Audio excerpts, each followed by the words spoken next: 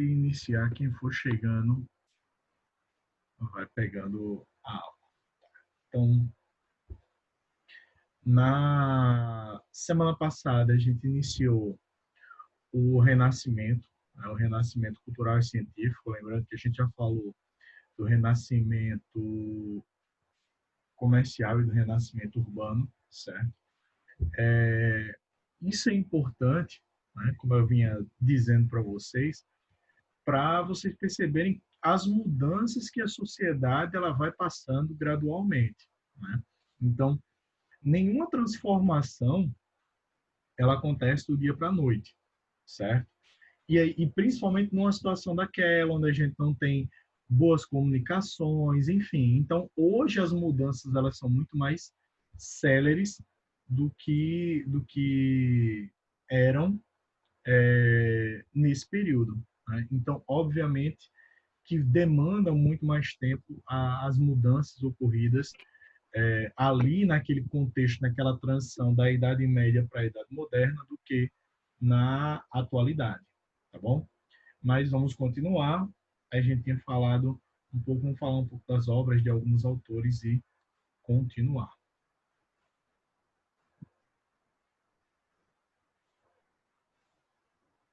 Bom, a gente tinha parado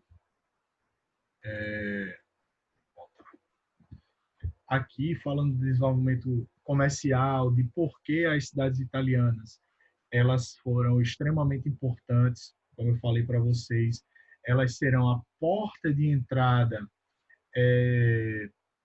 para essas obras, serão a porta de entrada economicamente falando, socialmente falando, é a localidade, deixa eu só ajeitar uma coisa aqui rapidinho, então é um local onde ocorre uma série de mudanças.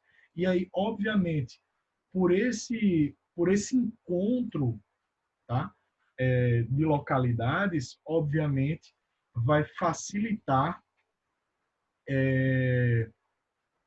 com que a Itália ela se transforme nesse berço dessa transformação social ali na Europa, certo? Então, por isso que a Europa, a Itália em especial, ela vai ser um dos grandes berços ali do Renascimento, certo? Bom, então, continuando, aí são as principais obras de alguns autores renascentistas, né? Nicolau Maquiavel, com o livro O Príncipe, que vai trazer um pouco daquela lógica que nós veremos, que nós vimos, que nós falamos politicamente da Idade Média, da Idade Moderna, que é o absolutismo monárquico. Então, nessa obra, o Maquiavel ele vai trabalhar dentro daquela legitimação do absolutismo dos reis durante esse período. Tá? Boccaccio, na obra Decameron, são 100 contos que ele vai escrever nesse livro, que seriam contados ali por três pessoas diferentes, certo? Dante Alighieri, que vai trazer ali aquele contexto da culpa, da busca pelos amores, né? No livro A Divina Comédia, que é muito bom, é um livro que eu recomendo a leitura para todos, bem interessante. Leonardo da Vinci, que aí ficou muito conhecido por suas pinturas, tá? Em especial a Mona Lisa ou Gioconda. Cuidado com essa nomenclatura que pode vir Gioconda e não Mona Lisa, certo? Só para que vocês fiquem cientes. E a Santa Ceia, certo? Então, foram os dois importantes, mas ele foi matemático, físico, astrônomo, inventor, poeta. Então, Leonardo da Vinci era um cara de múltiplos conhecimentos. E nesse período era bastante comum que isso ocorresse, né? Que nós tivéssemos esse conhecimento mais enciclopédico, digamos assim, um conhecimento mais geral. Michelangelo, tá? Com os afrescos da Capela Sistina, então ele e seus ajudantes foi que pintaram lá o teto da Capela Sistina, certo? Ele esculpe o Moisés, que Michelangelo considera a obra tão perfeita, que eles iam, né? Dizem as lendas que Michelangelo teria dito que para aquela estátua, aquela escultura virar um homem, só precisava falar. E aí dizem que ele chegou para a estátua e disse, né, parle, né? Ou seja, fale, né? Que era a única coisa que faltava para ela se transformar em uma pessoa de verdade. E a Pietà, que inclusive tem uma cópia dessa estátua na Catedral do Rio de Janeiro, lá no centro do Rio de Janeiro, tem uma cópia dessa, dessa escultura. E, desculpa, lá não, em Brasília, na Catedral de Brasília, tem uma cópia da Pietà, que seria Nossa Senhora, né, Maria, com o Filho, com Jesus Cristo nos braços. Botticelli, que pintou o Nascimento de Vênus, a Primavera, que vai trabalhar um pouco dessa coisa da natureza e de mulheres, né, principalmente trabalhando nessa temática religiosa. E isso é uma das características que a gente vê na obra renascentista, é que nós percebemos a utilização de uma característica tanto religiosa, católica, cristã, como a religiosidade pagã. Ela vai estar, esses dois tipos de religiosidade estarão muito presentes nessa arte ali do Renascimento. E até porque, como eu falei para vocês, quando eu falei da prática do mecenato, eu falei que a Igreja Católica foi um dos grandes mecenas ali do Renascimento. E aí, só para lembrar, o que eram os mecenas? Alguém me responde aí.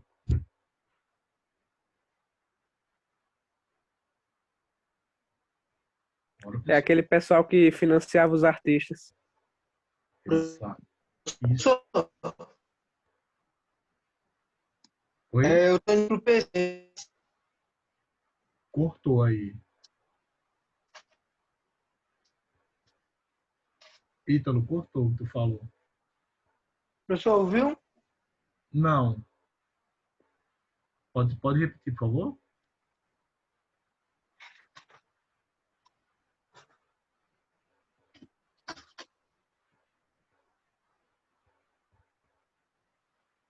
Bom, mas depois, se tu quiser, a hora que tu quiser, pronto. Eu vi que tu escreveu aqui. Ah, tá, beleza. Então, como o Luciano falou, os mecenas eram aquelas pessoas ou entidades, como o caso da Igreja Católica, que patrocinavam os artistas. E aí, óbvio, quando eu patrocino um artista, eu vou querer que ele pinte, que ele faça aquilo que me agrada. E aí, diante disso, é por isso que nós temos esse apelo à cristianização das artes ali, nesse movimento, nesse período do Renascimento. E Rafael, diversas Madonas, diversas mulheres que ele pintou. Os artistas lembrem sempre das tartarugas ninja, né? Leonardo, Rafael, Michelangelo e Donatello, certo? Então lembra das tartarugas ninja, que aí você vai lembrar dos artistas aí do Renascimento, certo? Vamos continuar. Então, aí, Nicolau Maquiavel, né, do autor do Príncipe, que o ligava, vinculava ali com a família de Lourenço de Médici e a famosa Mona Lisa de Leonardo da Vinci, né? Que... Bom dia, voltei. Fala aí, Ítalo. Bom, e o que é interessante, tá? Quando a gente fala da Mona Lisa, é que, tipo, a gente vê essa coisa bem icônica da Mona Lisa, tal, não sei o quê. Mas quando vocês forem lá no Museu do Louvre, em Paris, vocês vão ver, amigo, que é um quadrinho desse tamanho aqui, né? Que você vê uma distância do caramba, você mal consegue enxergar a Mona Lisa, né? E é um dos quadros mais icônicos que existem. É basicamente o símbolo do Renascimento. É basicamente isso. Né? Aí a estátua que eu disse, a Pietà, né, de Michelangelo, que existe a cópia lá na Catedral de Brasília. Né?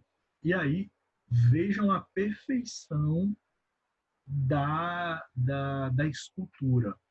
Né? Como se fosse o tecido amassado, a expressão do rosto, né? A anatomia do corpo, né? A precisão da anatomia. Mas o que mais me impressionou quando eu visualizei de perto lá em Brasília, né? Foi essa sensação de movimento que a roupa, que o tecido tem. É uma coisa que é impressionante. E se vocês buscarem depois, tiveram a curiosidade de visualizar, tem outras obras, né, de Michelangelo que, tipo, ele esculpe o tecido de uma maneira que parece que ele está só levemente tocando a pele. É uma coisa, assim, indescritível você observar uma escultura dessa, uma estátua dessa de perto. É uma coisa impressionante mesmo. E aí, o nascimento da Vênus, aí a gente viu uma Madonna, que seria a Gioconda, né, a Mona Lisa, que é uma mulher, geralmente, que era pintada. Né? Nós vimos a temática cristã com a Pietà de Michelangelo. E agora, tá? Sandro Botticelli com a temática pagã, né? Que é o nascimento de Vênus, certo? E aí essa coisa da busca do renascimento, da antiguidade, do pensamento pagão, e mais uma vez reiterando, né, o que é interessante é justamente o modo como se retrata a mulher, com os quadris mais largos, não é uma mulher tão magra, né? Percebam que, tipo, se a gente for comparar, ela praticamente não tem cintura. Então, esse era o padrão de beleza que existia ali na Idade Média, né? Ali nessa transição da Idade Média para o mundo moderno. Né? E aí, uma comparação que a gente pode fazer também, se a gente compara com a obra Pietà, é essa relação do paganismo com as questões da feminilidade. Né? Enquanto a gente tem a mulher toda coberta, toda pudorada, a gente tem aqui o nascimento da Vênus, uma mulher sem roupa, né, que está ali ficando à mostra para as pessoas. Isso aí é que é interessante também para a gente perceber essa diferença na religiosidade da antiguidade e da religiosidade cristã, certo? E Michelangelo, deixa eu afastar aqui, trabalhou durante 4 anos na Capela Sistina, no Vaticano, onde realizou muitas cenas do Antigo Testamento. A mais icônica é essa que está nessa representação aí para vocês, que seria Deus dando a vida ao homem, tocando, né, o toque de Deus, né, no homem, representando essa cena da criação, enfim.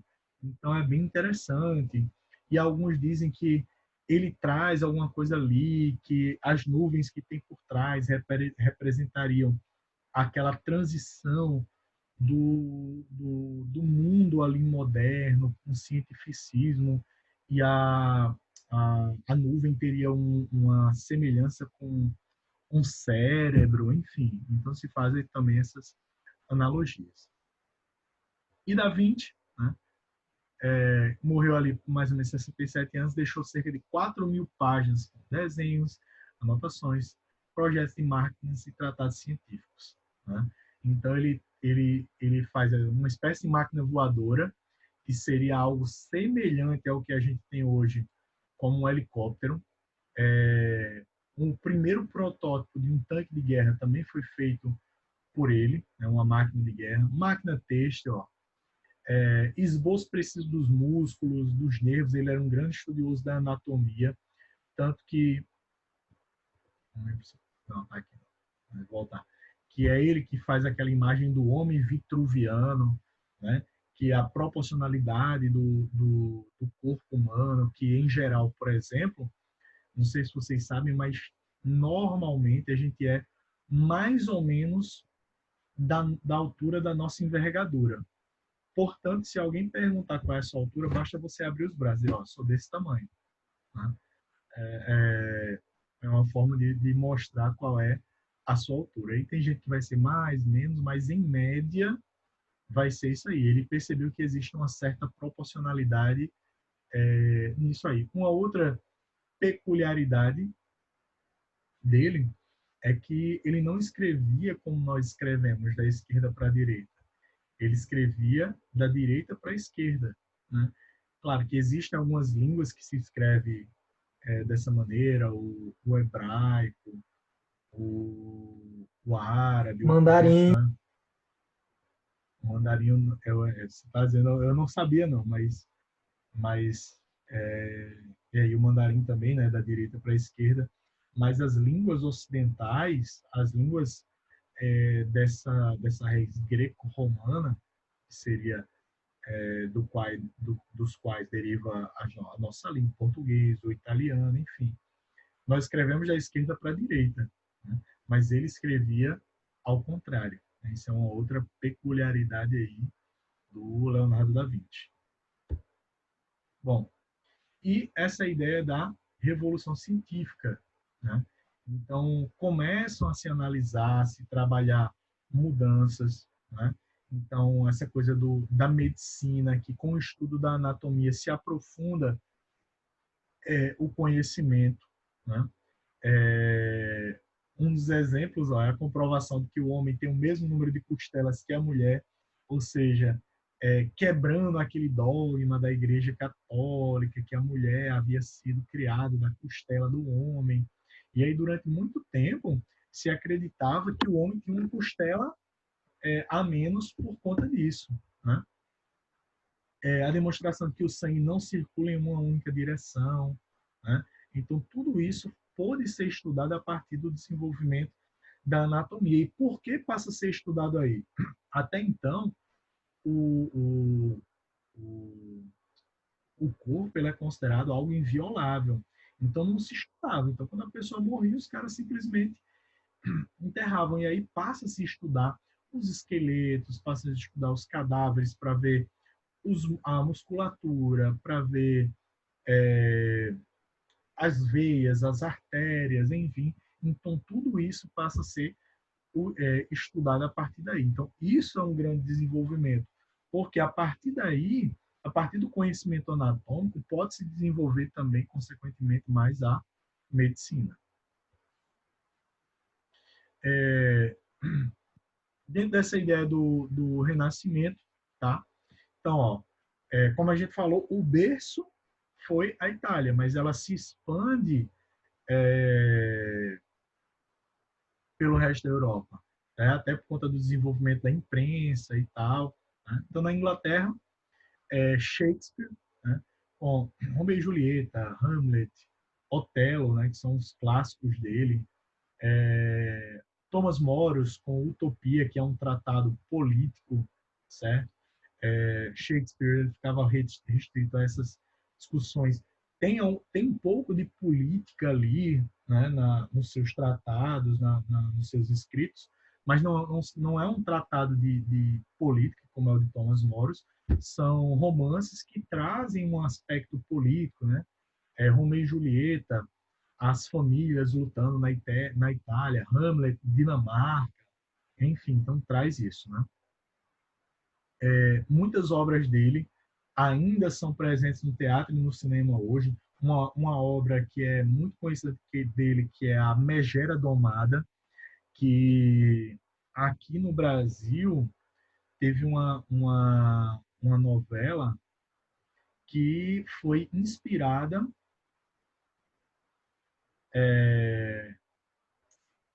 na história da Megera Domada. Deixa eu tentar lembrar o nome aqui da novela.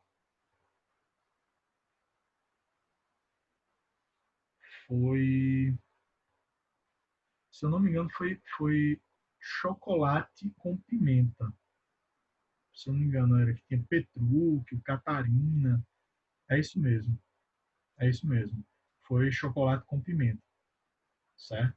E aí retratava, era uma versão ali da Megera Domada de Shakespeare. Então, para a gente perceber como existe até hoje. Na França, Michel de Montaigne, né, com os ensaios críticos, que vai ter esse aspecto também político, e François Rabelais, com duas obras de romance, Gargantua e Pantagruel.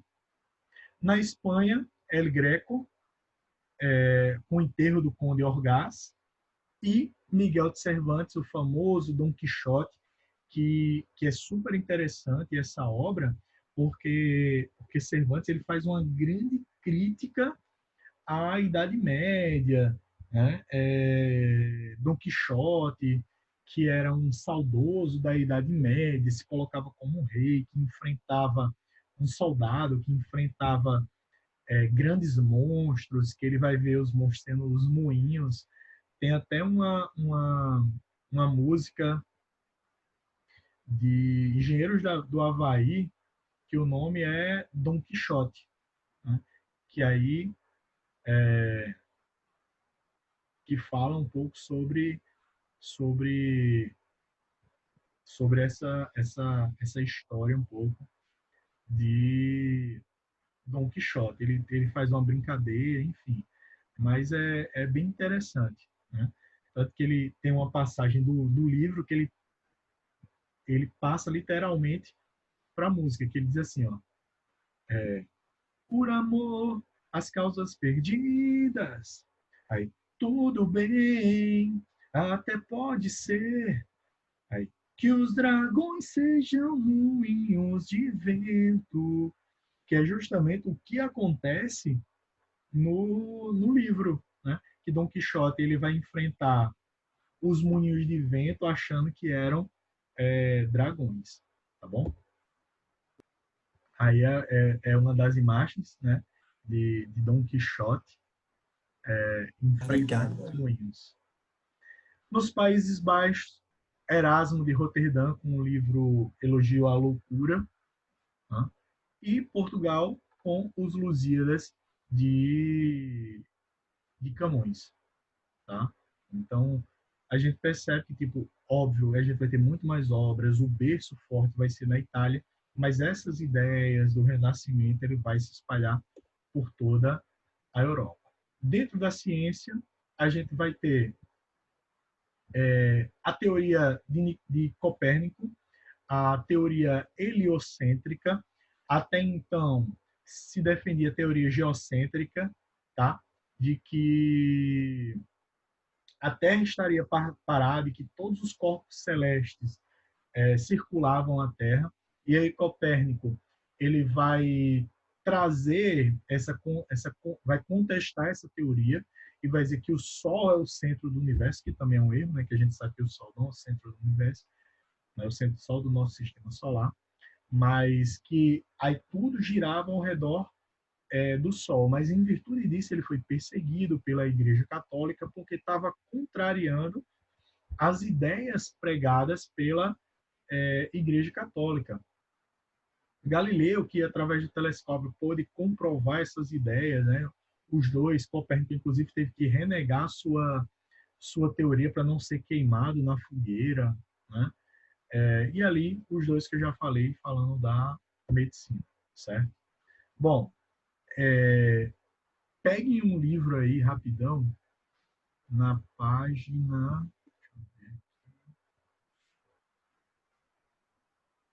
para a gente responder essas duas primeiras questões de abertura lá, debatê-las e conversar sobre. Página 645.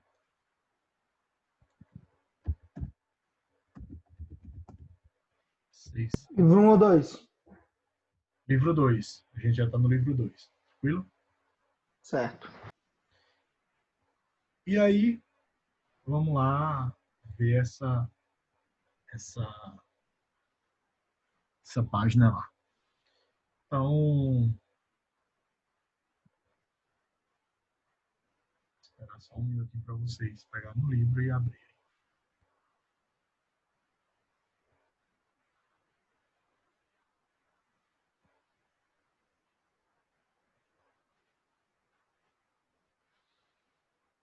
Bom, pronto, vamos embora. Ó, a pintura a seguir foi feita no ano de 1533 pelo pintor Hans Rubens, o jovem durante o Renascimento. Tá? Ele possuía vários elementos que fazem referência ao conhecimento científico que estava em evidência no período. E aí ele bota aí os pontos, né? A esfera armilar, né? Representação do planeta na qual é possível verificar a localização do Sol e várias constelações com relação à Terra. Então, já quebrando aquela ideia medieval de terra plana, enfim. E é início do século XVI, né? Então, mas já está totalmente ciente de que a Terra é esférica, enfim. Apesar de que não, né? Porque ainda tem hoje gente que defende que a Terra é plana. O 2, o torquetum, que é um instrumento utilizado para medir a inclinação de um local da Terra em relação a um astro, que é para poder ter noção de localização. 3, o relógio de sol. 4, o livro de partituras e alaúde, tá? Estão ali embaixo. Ó. 5, o globo terrestre, o livro de cálculo, tá? E 6, o crucifixo com a imagem de Cristo. Então, tudo isso vai ser trabalhado nessa imagem. E aí, ó, tem o texto a seguir, né? Sobre o período histórico no qual o quadro foi pintado, leia o que o historiador Nicolau Shevchenko escreveu. O desenvolvimento de uma atitude que hoje se poderia chamar de científica deve ser compreendido, portanto, como um aspecto indissociável de todo o conjunto da cultura renascentista. A palavra de ordem dentre esses estudiosos era o abandono das velhas autoridades e preconceitos e a aceitação somente daquilo que fosse possível comprovar pela observação direta. Tratava-se da fundação de uma nova concepção do saber, completamente avessa aos dogmas medievais e voltada toda ela para o homem e para os problemas práticos que seu momento lhe colocava, que a gente discutiu na semana passada os aspectos do Renascimento. E aí, ó, primeira pergunta. Como os objetos retratados no quadro, os embaixadores fazem referência a essa nova concepção do saber citada por Shevchenko? E aí, qual é a analogia, qual é a ligação que a gente tem entre o quadro que é observado, os aspectos que a gente tem no quadro, com essa nova concepção de saber que é citada ali por Nicolau Shevchenko?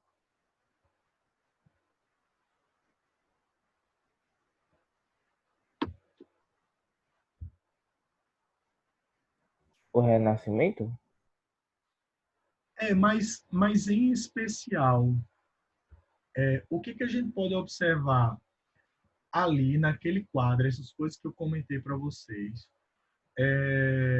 fazendo essa analogia com essa nova concepção de ciência, com essa nova concepção de saber, né?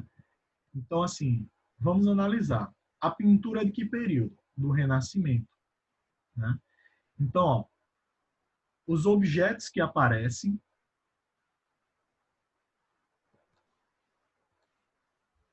Vou digitar. Os objetos que aparecem na tela servem para Tem um globo realização. terrestre ali atrás. Isso.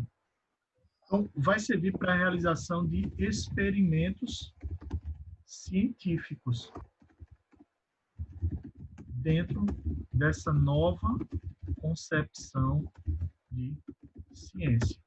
Ou seja, a experimentação, aquela ideia de uma nova ciência se libertando dos dogmas lá da Igreja Católica, certo?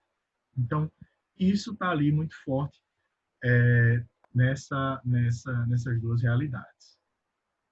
2. Com base nos elementos presentes na obra, podemos dizer que o rigor científico do Renascimento Eita, molhou o livro todinho, velho. significou o fim da religiosidade cristã. Oi, professor. Essas mudanças que houveram, né, ali nesse período, esse estabelecimento da ciência, valorização da ciência, Nem de longe. acabou com a religiosidade cristã, acabou com o cristianismo. Não, afinal ela tá aí até hoje. Exatamente. Então, é o fim da religiosidade cristã? Não. Né? Mas alguns dos dogmas, deixa eu escrever lá. É o começo da contestação divina. Isso. Mas é o da contestação dos dogmas cristãos. Todavia,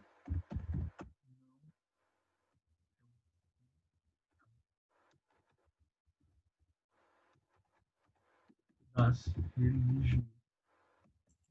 Professor, Fala que eu discuto. esse daqui que o senhor está colocando no chat é a resposta? É a resposta. Tá certo. Tudo do primeiro, né? Não. Os objetos até ciência é o primeiro. É a primeira questão. Certo? E o resto é a segunda. É isso. Do não até cristãs é a resposta da segunda. Tá certo. Vamos responder a terceira agora. Em primeiro plano, no quadro, há um objeto representado de maneira deformada. Né? Será que vocês conseguem prestar atenção que objeto é e o que é que ele representa? Eu acho que é um quadro.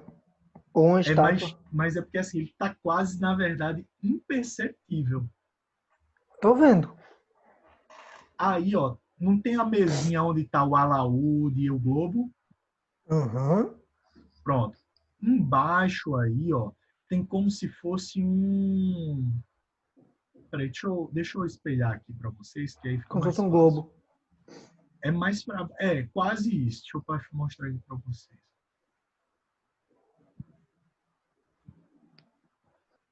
Estão vendo aí a tela?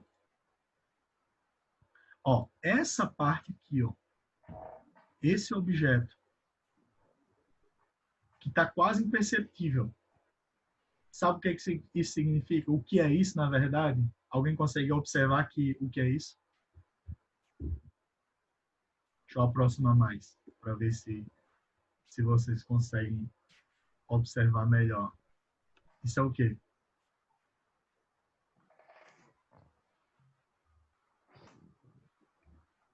Uma espécie de crânio. Isso.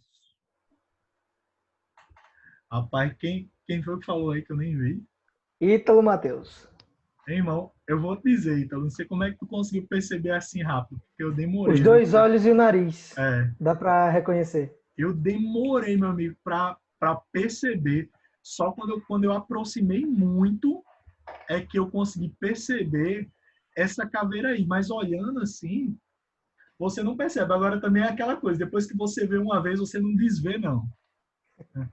Bom, então, o que representaria...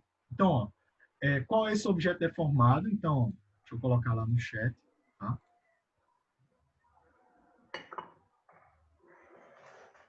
Mas eu quero me perguntar, como é que ele conseguiu Gostei do que um Miquel crânio? colocou aí. Um crânio é apresentado de maneira deformada, demonstrando a transitoriedade do ser humano. Ou seja, e que o ser humano ele está aqui como algo transitório, tá? Como algo temporário e não para sempre. Então significa isso aí, beleza? Bom,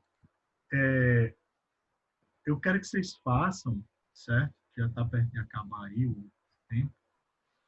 As atividades da página aqui, 653. Deixa eu anotar aí. Página 653. E a parte lá, praticando, certo? Que aí na próxima semana a gente vai tratar dessas aí. Eu vou perguntar aleatoriamente para vocês, para que vocês me mostrem que responderam, tá bom? Deixa eu fazer a chamada aqui rapidinho.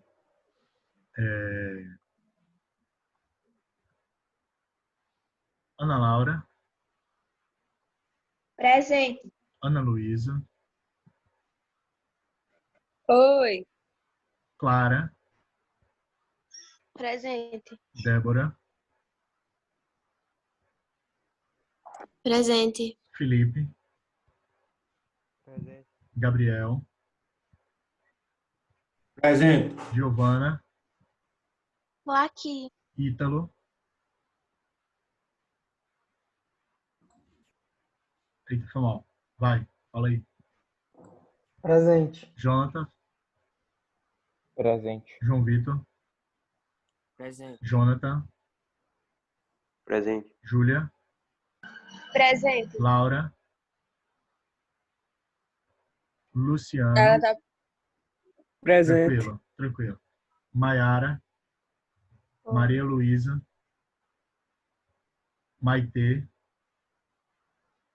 presente. Miguel, Rayane, Presente.